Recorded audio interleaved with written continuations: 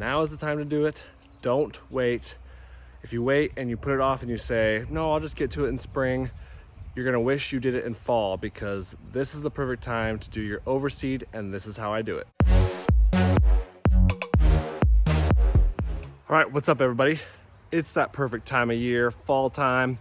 Perfect time to be out in the yard and perfect time to grow some new grass. I completely reseeded this whole lawn and my front lawn this spring.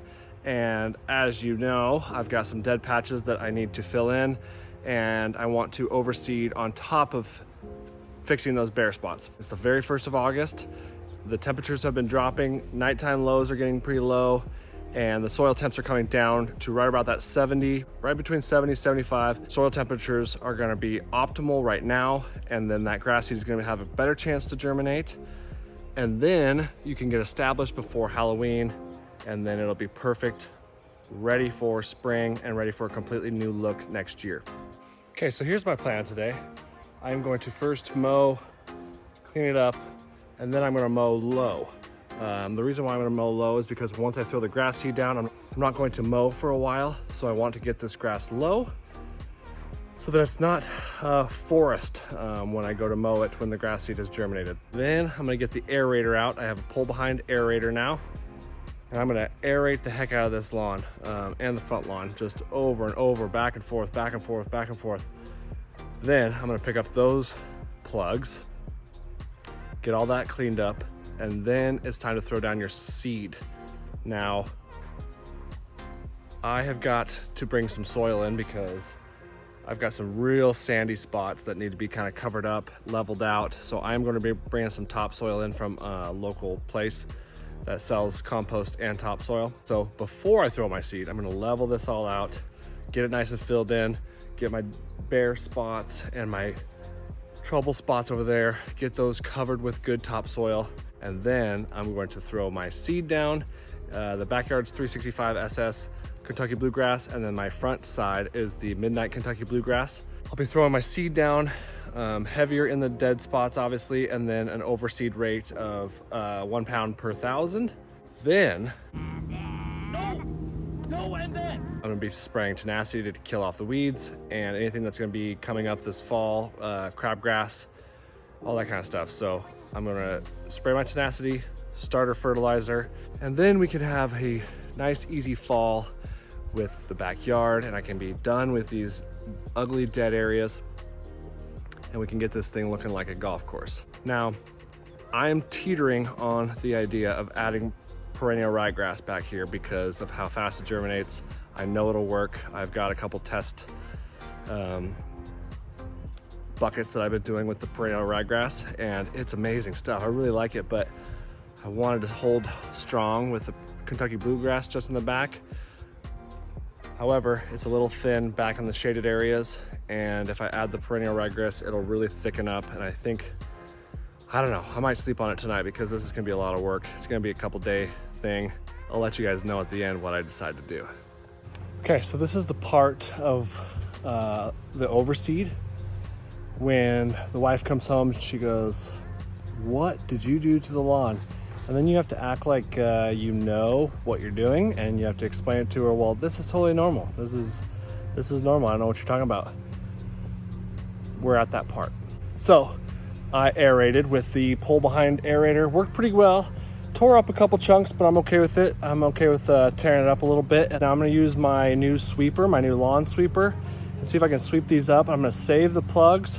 I'm gonna use them in my little roller, and then that way I can save the soil, and I can use the soil for my overseed as well, filling in bare spots. And then we can throw our seed down, fertilizer, weed preventer, topsoil, done. It's the next day.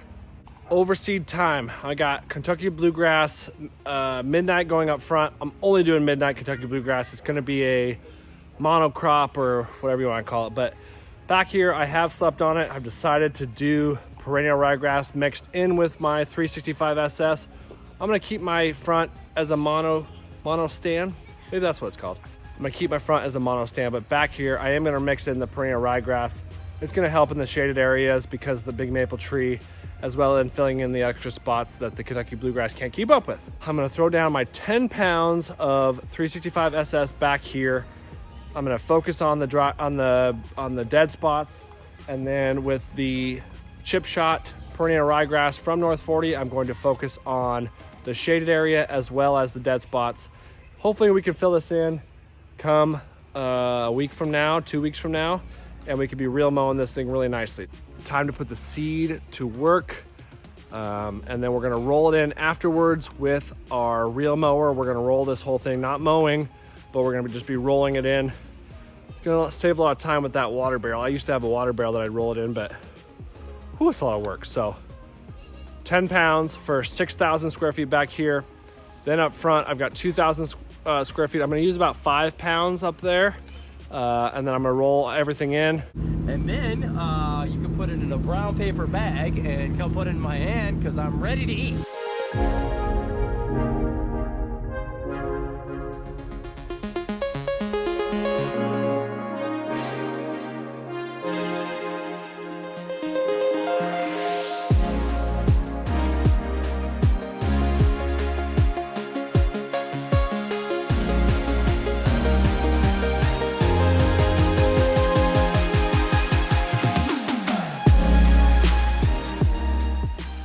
Okay, we rolled it in with the reel mower, and it actually flattened out all the plugs and everything, so it actually looks really nice. Now, time to start watering. So I got the starter fert down. I'm gonna get the tenacity down on it tomorrow, but we gotta start watering. So 2-3 times a day. It's still pretty hot here, so I'll be doing it 3 times a way. You just wanna keep that seed nice and moist. Moist? Ugh, seriously, stop. I think I'm gonna do a 2-week gap between this before I post it, so you guys can see the results, because I have pretty good confidence that this is gonna work good. So I'll see you guys in a couple weeks when this yard is full and I am my first mow. Okay, it is October and we have germination and it's time to mow. It's been about a month since I overseeded. Areas that were bare are starting to fill in pretty good, and I need to mow as well as throw another thing of fertilizer down because I want it to grow a lot quicker before the fall and cold air comes. Leaves are starting to fall on the maple tree, so I'm going to pick it up with my Toro, and then I'm going to be using my black Mamba, and we're going to be reel mowing this backyard. Also, along with your first mow after an overseed or after you've planted a new area with grass, make sure your make sure your mower blades are sharp. You want to be cutting that new grass blades instead of ripping them up because their roots are still small. You want to cut the grass blades, not rip them. So always what I do before I mow, I do it pretty regularly throughout the season, but especially new grass, sharpen your mower blades. Okay, so I got it mowed up, got it cleaned up. Man, it's really looking nice. I wish these bare areas really would have filled in a little bit better.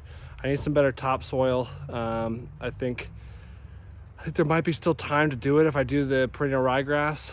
Kentucky bluegrass though might not be enough time. Might be a spring thing, but it's looking awesome, looking great.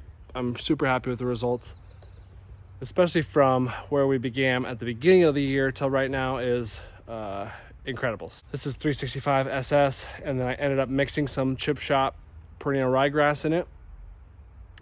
It's filling in nicely. I'm gonna try and start reel mowing it, and then it's gonna start going dormant and ready for winter. You can still overseed, there's still time. Whatever you're using, get out there and do it. You can do it! You can do